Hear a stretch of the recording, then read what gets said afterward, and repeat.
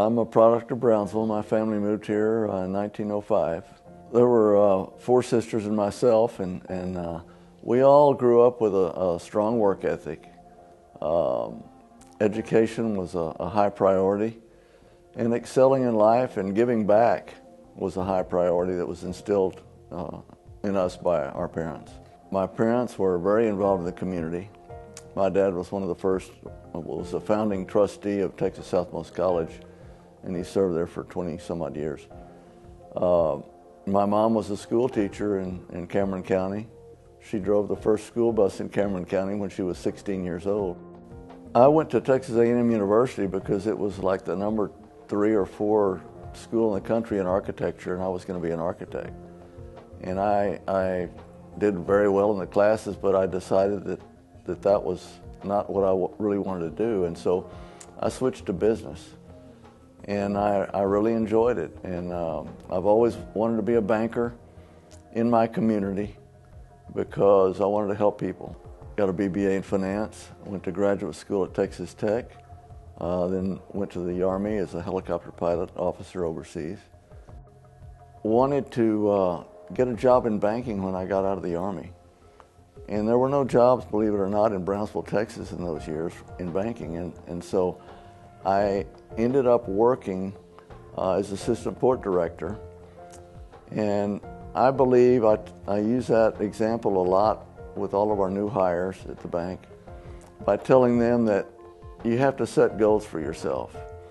And a lot of times in life you don't go directly toward your goal, you can run parallel. And in that case, that was my case.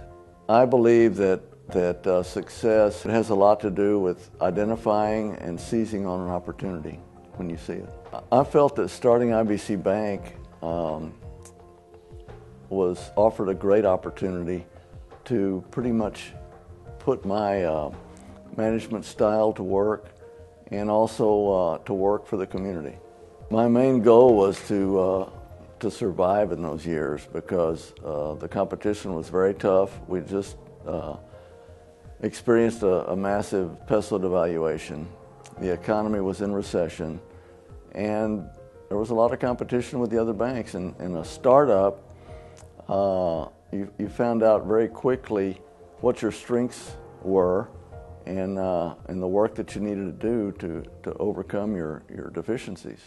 Mr. Tony Sanchez first came to Brownsville. Tony Sanchez and Dennis Nixon, the president of IBC, came to Brownsville, and they asked and they looked around for somebody who could help them start this bank.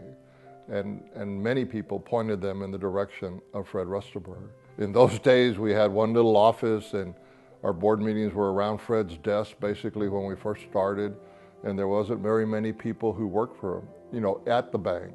And one of the things I've admired over Fred is that he's helped develop people and allowed them to work to their fullest potential. And so people who have started off as his secretaries are now officers in the bank. He has that we can do more attitude. I believe that you need to continue, you need to be secure enough that you need to try to attract people that are smarter than you, that are better at doing certain things, and you build a team that way. I have to have good tellers because although I can do that work, I'm not the best. We kept having success after success, and our goals changed. First we wanted to be $100 million, and that was a big goal. And some banks never get to that size. But we got to there and kept going, and the next goal was to be $1 billion. And we're just short of $1 billion. What Fred's special talent is, he's a convener. He invites people in. He may not be the expert on infrastructure or economic development or education, but he's very interested in convening a diverse group of people to work on those issues. He's been able to find the time, to make the time for the community on issues that may not mean that something happens today, but they set the stage for what will happen in the future. I've been fortunate because I have been a part of many things, but